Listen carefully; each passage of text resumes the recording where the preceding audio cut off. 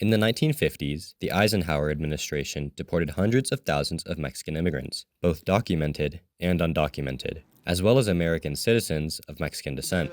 This included my grandfather, Daniel Campos. He and his family were among those deported to Mexico. His mother was undocumented, but he was a U.S.-born citizen. Why they would deport us, I don't know.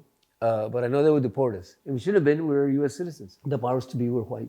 So they could basically do just whatever they wanted with us. His older sister, Maria Rangel, who was undocumented, was even deported once alone around 1955.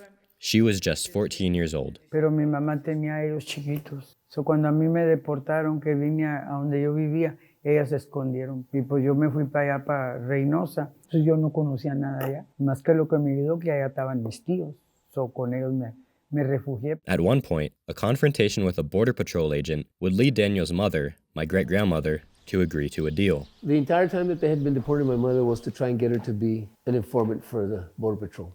My great-grandmother did succumb to this pressure, agreeing to inform Border Patrol of the whereabouts of other undocumented migrants. In exchange, she wouldn't be deported any further and would eventually get naturalized. These sorts of encounters with Border Patrol instilled fear that persisted to the next generation. My father, who was born in the U.S., showed me around the colonias, where he grew up. These were unincorporated communities near the border, primarily inhabited by undocumented migrants and their families, with very few resources and in poor living conditions. This was originally a one-bedroom shack built out of discarded political campaign billboards, but we lived in a community of poor, undocumented immigrants. We didn't experience the wrongful deportations. We still grew up in a community where that was still a very real threat for us, or at least we felt that it was still a real threat because we knew what our family had gone through. When my father was young, in the 1980s and 90s, the process to cross Border Patrol checkpoints often didn't involve showing papers. They would simply ask you whether or not you were a citizen. What if one day I say yes and they don't believe me? Because it was purely based on what you looked like.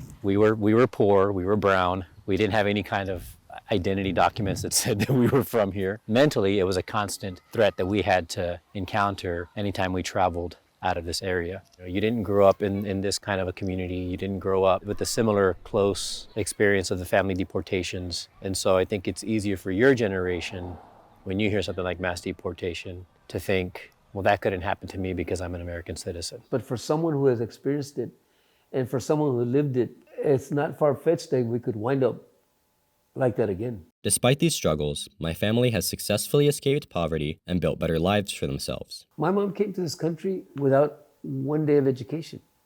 And I'll tell you what, she was a hustler.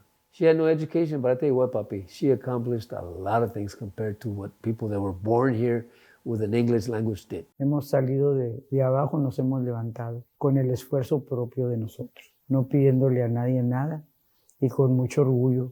Con el sudor de nuestra frente hemos vivido. As anti-immigrant policies surge again, I and many others may need to reconsider how they could affect us.